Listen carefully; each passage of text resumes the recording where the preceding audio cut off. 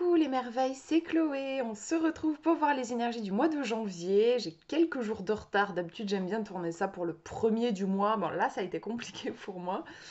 J'ai pris l'oracle Le Rêve du Chaman, que j'aime beaucoup, que je trouve très puissant. En fait, c'est un jeu que j'utilise pas pour des tirages quotidiens, mais par contre pour voir les énergies d'un mois ou de l'année, par exemple, je trouve qu'il est, en fait, voilà, il est costaud. D'ailleurs, je pense que je vais vous le sortir aussi pour 2024, pour le tirage de l'année, que j'ai pas encore tourné, mais je vais le faire. Donc là, on va regarder ce mois de janvier. Je vous laisse choisir la carte qui vous attire le plus. Donc, j'ai tiré une seule carte à chaque fois. Vous avez le premier tirage ici, le deuxième au milieu et le troisième là. Voilà, je vous laisse faire votre choix. Et on va regarder les cartes. J'ai avec moi, pour compléter aussi, pour apporter une petite touche douce, j'ai Parfum d'âme. On va regarder la première carte. Si vous avez choisi la première carte pour vous, pour ce mois de janvier, on nous parle de chemin non balisé. Vous pourriez bien vivre une expérience sans précédent. Il y a quand même la couleur verte qui est particulièrement présente. Alors, je n'ai pas une très bonne lumière, mais franchement, moi, quand je regarde la carte, voilà, le vert est vraiment... On est sur un vert qui est intense. Là, la webcam, voilà, retranscrit pas super bien la couleur. Le vert, on est sur... ça peut être une couleur qui va représenter la guérison. Il y a aussi une idée de croissance. Voilà, le vert, c'est quand je regarde dehors, là justement j'ai une fenêtre, c'est quand même ce qu'on voit le plus comme couleur, même si là on est en hiver. Moi, en tout cas, j'ai des sapins juste devant moi, j'ai du vert. Donc on a cette idée de croissance, on dépasse, j'ai l'impression là dans mon ressenti, on pourrait dépasser pour ce mois de janvier des comment dire, repousser nos limites, sortir de notre zone de confort. Là, on est complètement là-dedans avec l'idée du chemin non balisé. En fait, la zone de confort, c'est un peu notre petite notre carte, si on fait une carte de notre vie, bah, c'est l'endroit qu'on connaît bien, on a l'habitude de faire le tour et tout. Le chemin non balisé, bah, c'est les territoires sur la carte qui n'ont pas encore été explorés. Donc ils ne sont même pas cartographiés, on ne sait même pas qu'ils existent. Donc déjà pour s'y rendre, c'est compliqué, on ne sait pas qu'ils existent. Pour trouver de nouveaux territoires, il faut s'aventurer. Là où on ne connaît pas, donc on est en terrain inconnu. Quand on est en terrain inconnu, il y a deux émotions qui peuvent arriver. On peut avoir de l'excitation, de la curiosité, voilà, c'est l'appel de l'aventure. Et on peut aussi avoir de la peur et un sentiment d'insécurité puisqu'on ne connaît pas, donc on n'est pas armé contre les éventuels dangers qu'on pourrait rencontrer puisqu'on ne les connaît pas, donc on n'a pas encore appris à se défendre par rapport à ces dangers. Donc c'est un peu à double tranchant, on peut avoir ce côté, c'est super sympa parce que je peux découvrir des choses que je ne connaissais pas, je peux déterrer des trésors, c'est chouette. Et en même temps, bah, y a aussi les embûches, les difficultés que je ne connais pas et je ne sais pas forcément m'en défendre. Là, pour ce mois de janvier, vous allez décider plus ou moins consciemment, je dirais, de sortir de votre terrain connu, d'aller explorer ce qui se passe en dehors de votre zone de confort. On va regarder ce qu'on nous dit dans le petit livret, donc c'est la numéro 57. En tout cas, moi je trouve que c'est de chouettes énergies pour un début d'année, quoi, pour le mois de janvier. Voilà, ça peut être ouais, j'ai pas envie de repartir sur des énergies de 2023, j'ai envie d'inventer autre chose, je vais tenter de nouvelles expériences. Alors, on nous dit une expérience sans précédent, une découverte, une révélation. Vous êtes appelés maintenant à entreprendre un voyage sacré. Dans leur quête du Saint Graal, les chevaliers du roi Arthur durent suivre une piste vierge que personne n'avait encore jamais empruntée, car sans cela, il aurait été impossible d'atteindre leur objectif. Ouais, il y a aussi l'idée, j'aime bien, si on veut trouver quelque chose d'extraordinaire, donc extraordinaire en dehors de l'ordinaire, eh ben, il va falloir emprunter des chemins qui ne sont pas ordinaires. On a cette idée-là. Vous aussi, vous allez devoir entrer dans la forêt la plus sombre de votre âme par un chemin non encore balisé afin de trouver ce que vous cherchez pour ce mois de janvier. Les chemins bien entretenus ne vous apporteront qu'un plaisir temporaire et plus tard une grande douleur. Cessez de faire cela. Vous savez déjà qu'il n'y aura pas de récompense au bout du chemin que vous suivez. Vous ne faites que tuer le temps. Accordez-vous une pause, respirez et engagez-vous de tout cœur dans une entreprise sacrée. Faites-vous la promesse de ne pas chercher de vieilles solutions qui ont probablement fonctionné. Pardon. Pour les défis du passé, sortez de votre personnage, essayez la démesure et maintenez votre quête secrète. Il n'est guère opportun de parler de la voix qui vous a appelé à vous engager sur le chemin non balisé. Ce moment viendra. Le chemin non balisé peut être le signe que vous avez déjà fait un choix, même si vous ne voulez pas le reconnaître. Soyez en paix avec ce que votre cœur sait être vrai. Votre cœur a déjà pris sa décision et votre esprit suivra. Préparez des bagages légers et n'emportez avec vous que les croyances essentielles dont vous savez qu'elles sont dignes de confiance en toutes circonstances. L'univers vous soutient. Ah, j'adore cette carte. En vrai, je me dis, je vais pas tirer une carte en plus avec Parfum d'âme parce que là, je trouve juste ça parfait en plus pour un début d'année. Euh, Ouais, c'est une invitation à explorer.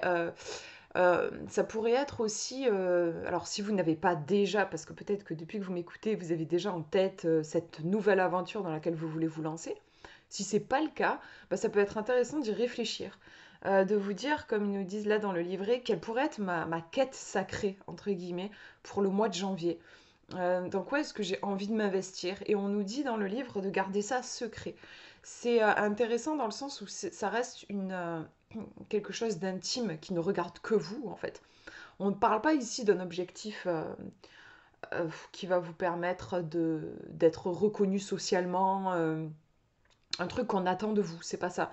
Là, d'ailleurs, on nous parlait du Graal, de la quête du chevalier. C'est une invitation à vraiment vous demander, oui, dans quelle quête sacrée j'ai envie de m'engager personnellement. Qu'est-ce qui fait du sens sur mon chemin, que ça concerne que moi, et que j'ai envie de m'y donner à fond. Et oui, de mon énergie, de la canaliser dans ce sens. Et aussi, il y a une histoire d'engagement quand même, on nous parle de chevalerie. Je pense qu'il y a l'idée de vous engager réellement sur ce chemin avec toute la part d'inconnu que ça peut comprendre.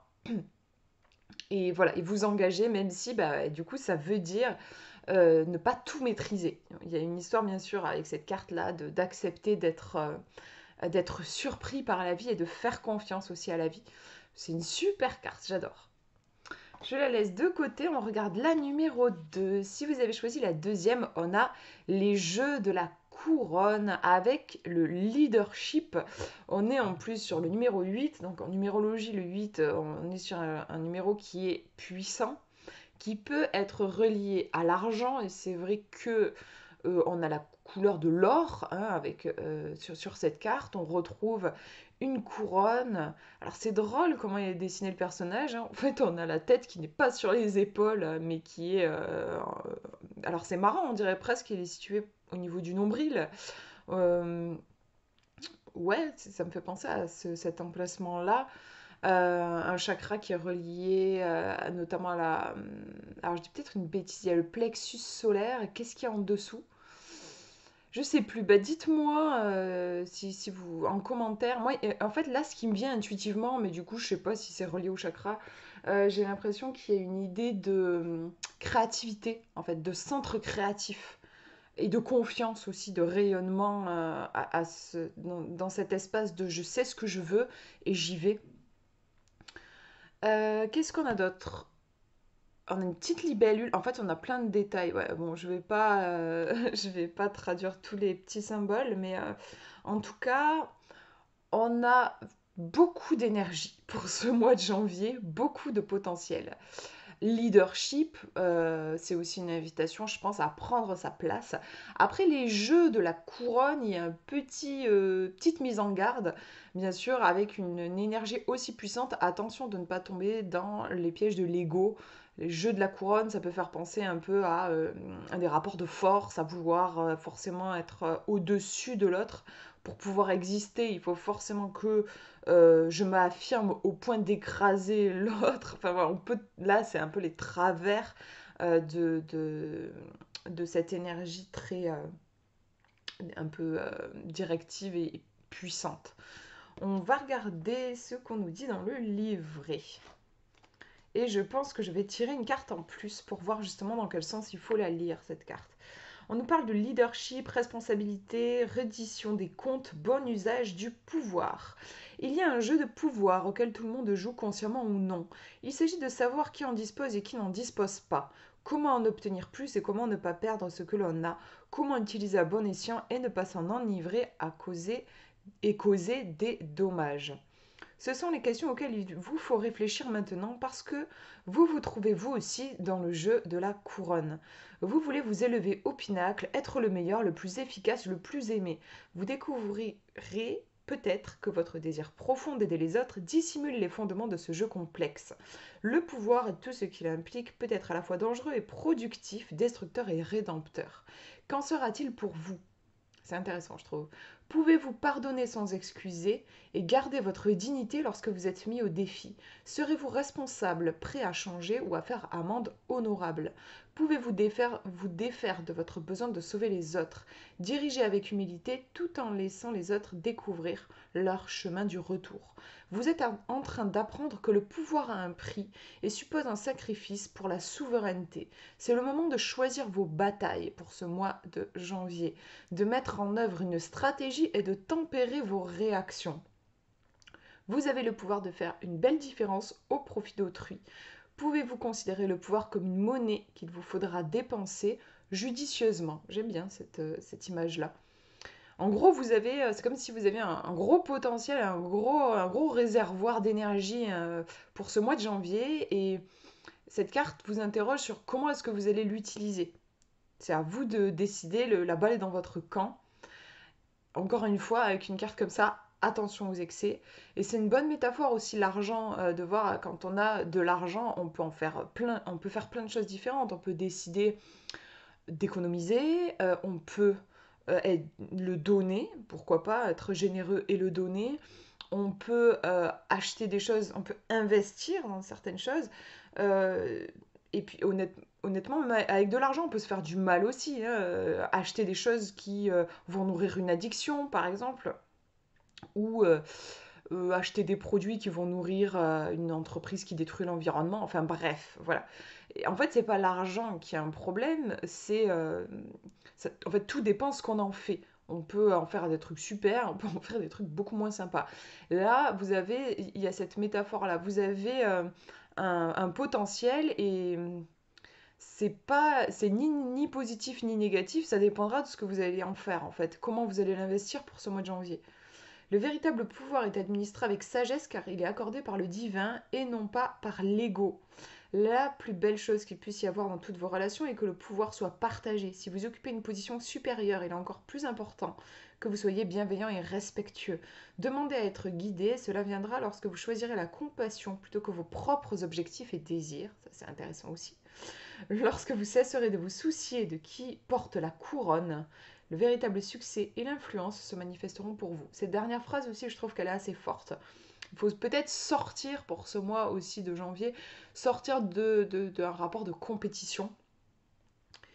Et ce truc de oui, je n'existe que quand je suis sur le trône.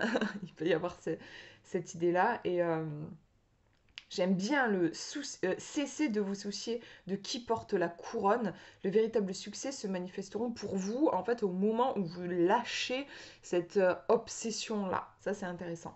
J'ai envie quand même de compléter avec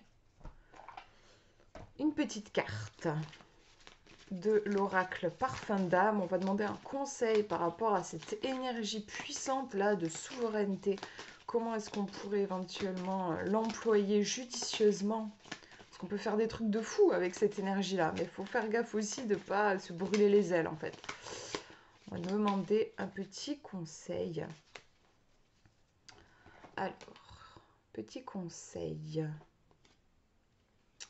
Passez l'éponge. Vous pardonnez, c'est laisser s'envoler votre tristesse.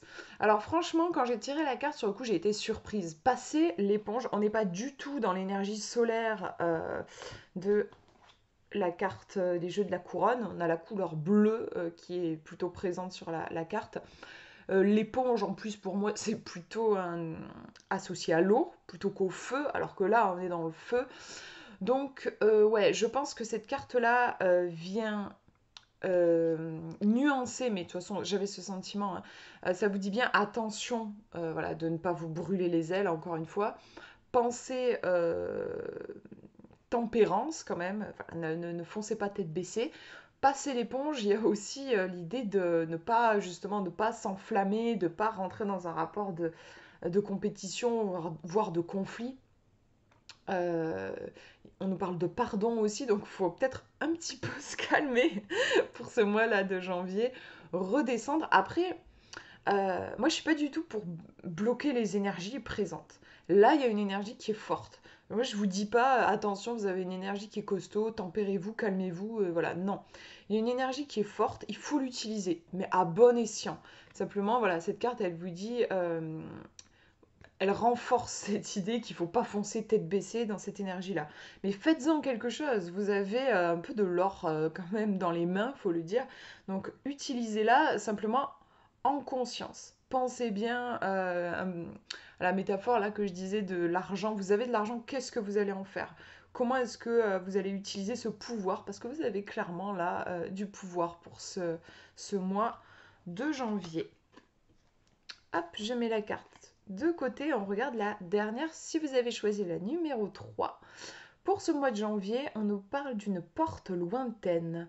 Prochaine expérience. Donc, on voit un portail qui ouvre sur un autre portail. C'est rigolo. On a pas mal de profondeur dans la carte.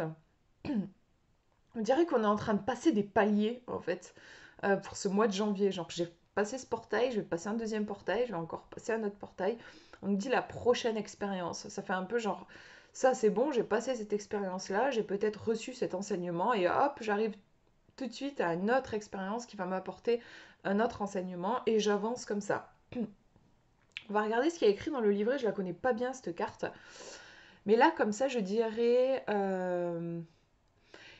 qu'il y a rien de foufou, j'ai envie de dire. On va voir, hein. Mais là, comme ça, j'ai l'impression qu'il n'y a rien de particulièrement significatif que vous allez vivre pour ce mois de janvier. Dans le sens, dit comme ça donne pas envie. Mais je veux dire, en fait, dans le sens où vous allez être en chemin.